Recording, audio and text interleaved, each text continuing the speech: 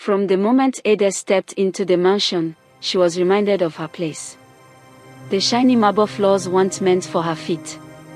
The dining table, large enough to fit 20, wasn't meant for her hands.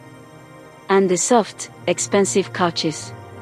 She wasn't even allowed to dust them unless Madam was watching. She was just the housemaid. Or so they told her. For 3 years, Ada worked like a ghost, cooking, cleaning, scrubbing floors that would never feel like home. Madam treated her like dirt. The children barked orders at her like a dog. The other staff whispered about her when she passed. No one cared where she came from. No one cared about her story. But Ada had questions. There was something about the house that tugged at her memory. The grand staircase with its oak railings, the old piano gathering dust in the corner, the faded family portraits where the faces were too blurred to recognize. And then there were the dreams. Night after night, Ada saw herself running through the corridors of the house, but not as a maid. As a child. Laughing. Skipping. Holding someone's hand. One day, while scrubbing the old storeroom upstairs, she found it, a box tucked behind broken chairs and forgotten suitcases. Inside were photographs. Old ones. Yellowed by time. She froze. In one of the photographs, there she was. A toddler with wide, curious eyes, standing beside a woman. A woman who looked strikingly like her, holding her protectively, smiling. Before Ada could process it, a voice hissed behind her. "What do you think you're doing in here?" It was Madam. Her eyes burned with anger and something else. Fear. Ada's heart pounded. She held up the photograph. Who is this?" Madam snatched the photo, but not before Ada saw the writing at the back. "To my dearest daughter, Ada." The room spun. "Daughter." Madam's face twisted with rage. "You're nothing but a maid here. Don't let that trash confuse you." But Ada wasn't a fool. That night, she sneaked into the old study, searching through drawers, cabinets, anything. And that's when she found it. Papers. Documents. Birth certificates. A will, signed by the man who once owned the house. Her father. The truth hit her like a slap. Her father had left everything to his daughter, Ada. But after his mysterious death, Madam, his so-called trusted friend, buried the truth, buried Ada, and took everything. The house, the fortune, the life that was never hers to claim. Ada's hands shook as she held the documents. Years of suffering. Years of being treated like filth. All while living in the house she owned. But that night, Ada didn't cry. She didn't scream.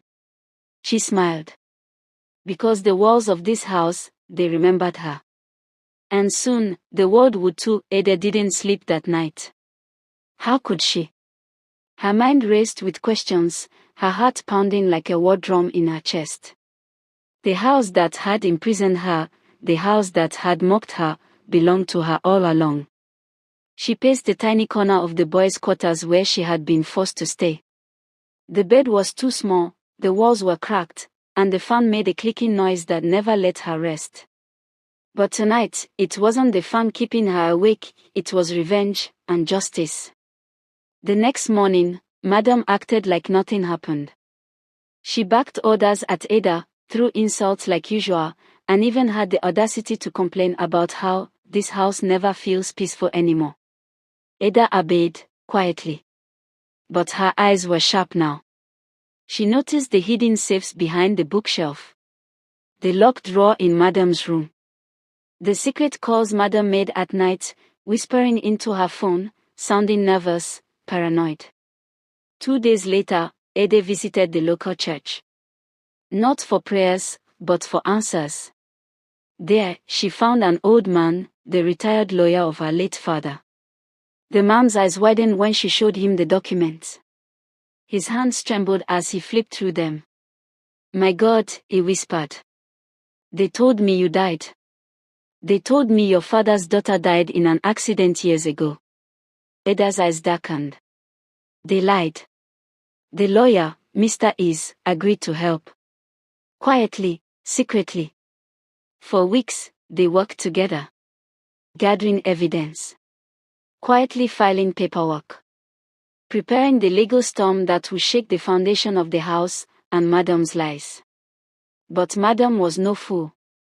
She began to suspect. Her eyes followed Ada like a hawk. The insults stopped, replaced by forced politeness, a fake smile, nervous glances. One night, Ada overheard a phone call. Madam, whispering frantically to someone. We have a problem, she knows. Yes, the girl. The maid. I don't care what you have to do, get rid of her before she ruins everything. Ada's blood turned cold. They weren't just going to silence her with threats, they wanted her gone. But what Madam didn't know was that Ada wasn't alone anymore. The law was on her side. The truth was on her side. And soon, the entire house, the staff, the neighbors, even the town, would know who Ada truly was. The forgotten daughter, the rightful heir. The housemaid who owned the house. But as Ada prepared for the battle ahead, she didn't know there was one more secret buried in that house. A secret that could destroy everything. Days turned into weeks, and the atmosphere in the house grew heavier with tension. Ada moved silently, but her eyes missed nothing. Every whisper behind closed doors, every hurried conversation, every suspicious visitor, she noticed it all. Madam was cracking. Her once confident strides around the mansion had become nervous, her once sharp voice trembled beneath fake smiles. But she wasn't giving up without a fight. One evening, Ada returned from the lawyer's office to find the house unusually quiet. The staff avoided her eyes. Even the children were nowhere to be seen. Something wasn't right. As she stepped into her small room, she froze. Her few belongings were scattered on the floor, torn apart. Her mattress ripped open. Her clothes shredded. And on the wall, scrawled in red paint. Leave. Or disappear. Ada clenched her fist. Fear twisted her stomach, but anger burned stronger. She was done being afraid. The next morning, Mr. Is called. His voice was urgent. Ada. I've uncovered something else. There's a hidden file, your father's last voice recording. But it's dangerous. I need you to be careful. I suspect they're watching me too. Ada's curiosity deepened. What could her father have left behind? But before she could process the information, Madam called for her. In the living room sat a man Ada had never seen before. Tall, broad shoulders, cold eyes. This is Mr. Dominic, Madam introduced with a forced smile. He's family security. Ada's pulse quickened. Security? No. This man wasn't here for protection. He was here for intimidation, or worse. Mr. Dominic studied her like a hawk sizing up its prey. I hear you've been asking too many questions, girl. Ada met his stare without flinching. I have every right to know the truth. Madam's smile cracked. Careful, Ada. Some truths are dangerous. That night, Ada couldn't sleep. She locked her door. Blocked the windows. Her heart wouldn't stop racing. She could feel it, they were planning something. But just before dawn, a message slipped under her door. A simple note. They are watching you. Trust no one. Meet me at the old church, midnight. No name. No handwriting she recognized. But something told her this was her only chance. As the clock neared midnight, Ada slipped out of the house, unaware that behind the curtains, Madam and Mr. Dominic were watching. And in the shadows, someone else was watching them all. The night air was thick with silence as Ada made her way through the dark streets. Her footsteps were quick but cautious, every shadow making her heart skip. The old church stood at the edge of town, abandoned, crumbling, but tonight, it felt alive with secrets. She slipped through the rusted gates and pushed open the heavy wooden doors. The place smelled of dust, forgotten prayers, and something else, fear. In the faint moonlight streaming through the cracked windows, Ada saw him, Mr. Is, the old lawyer. He stood near the altar, clutching a small recorder in his hand. His face was tense, his eyes darting around nervously. "You came," he whispered. Ada nodded. "What is this about?" "You said there's a recording." Mr. Is pressed play. A familiar voice filled the empty church, her father's. Strong, steady, but laced with worry. "If you're hearing this, it means they got to me. Ada, my daughter, they'll try to erase you, just like they erased me.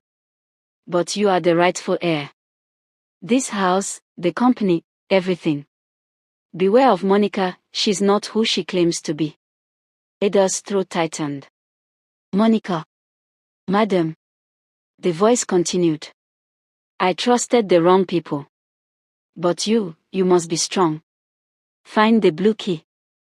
The truth, everything you need, is hidden in the study." The recording ended with static. Ada's mind raced.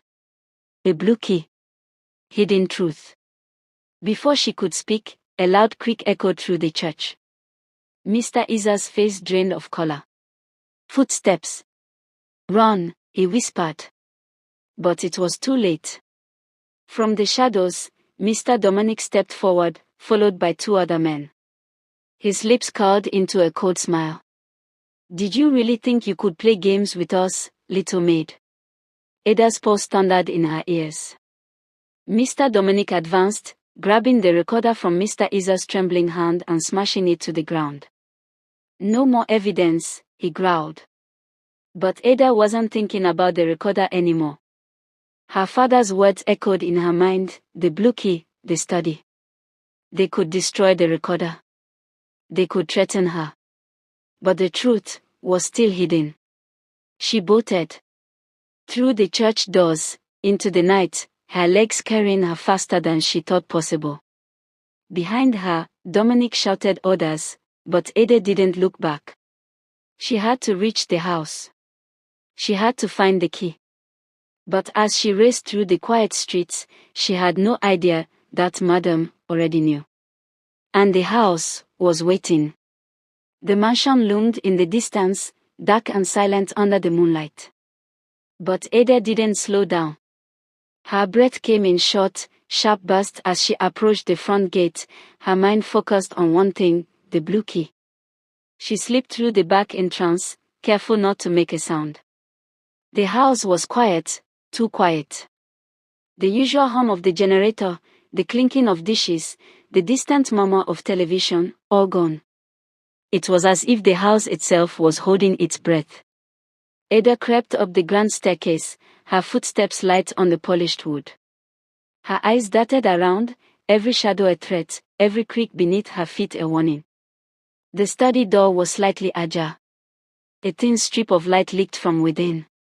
She hesitated, then pushed it open. The study looked untouched, books neatly arranged, expensive paintings hanging perfectly on the walls. But Ada knew better. Her father's voice rang in her mind, "Find the blue key, everything you need is hidden in the study."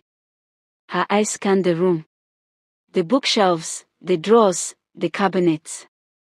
She searched frantically, pulling open drawers, tossing books aside, running her fingers along the edges of furniture, feeling for hidden compartments. Then she saw it.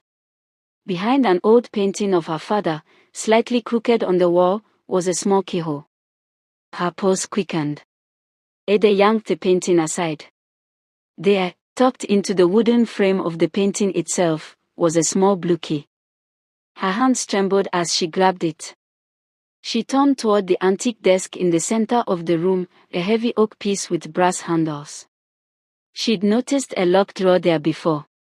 The blue key fit perfectly. Click. She pulled the drawer open. Inside, wrapped in aged brown paper, were documents, deeds, bank statements, a hidden will, everything. And at the very top, a photo. Her father. Smiling. Standing beside a woman, not madam, but another woman, holding a baby. Ada's eyes widened. It was her. The door creaked behind her. She spun around. Madam stood in the doorway, arms crossed, a gun in her hand. Her face was cold, her eyes empty. "I warned you," Madam hissed. "I warned you to stay in your place." Ada's heart thundered, but she stood her ground.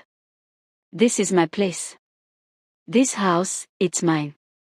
Madam's finger tightened on the trigger. But before she could speak again, another voice cut through the room. "Put the gun down, Monica." Mr. Is. He stood behind Madam, holding his phone, recording everything. His voice was steady, but his eyes burned with quiet rage. Madam's eyes darted between Ada and Mr. Is. Her grip faltered. "You've lost," Ada said, holding up the documents. "The truth is out." But even as the words left her lips, she knew this wasn't over. Because Madam still had secrets. And the biggest one hadn't been revealed yet. For a moment, the room was frozen. The only sound was Madam's shaky breathing and the low hum of Mr. Izzo's phone recording everything. Ada's eyes never left Madam's hand, the one holding the gun. Her pulse pounded so loudly she could barely hear her own thoughts, but she forced herself to stand tall, gripping the documents tighter. "Put the gun down, Monica," Mr. Is repeated, his voice calm but commanding. "The law is already watching. One wrong move, and you bury yourself deeper." Madam's lips trembled, her eyes darting wildly, like a cornered animal. For the first time, Ada saw fear in the woman's face, and something else. Desperation. Then, Madam laughed. It was low, bitter, laced with madness. "You think a few papers and a dusty old lawyer will save you," she spat, lowering the gun but not dropping it completely. "You have no idea what you've walked into, girl." Ada's fingers curled into fist. "I know enough. You lied. You stole everything. My father's house. My inheritance. My life." Madam's eyes glinted. "Stole." She took a step closer, her voice dropping to a venomous whisper. "Your father wasn't the saint you think he was. And your mother, well, if you only knew what really happened to her." Ada's heart stilled. My mother." Madam smiled, a cruel, satisfied smile. "Oh, you didn't know. That's the thing with family secrets, they are like termites. You only see the damage when it's too late." Before Ada could respond, Mr. E stepped forward, firm. "Enough games, Monica. The truth is coming out, with or without your theatrics. The authorities are already involved." Madam's mask slipped for a moment. Real fear flickered in her eyes.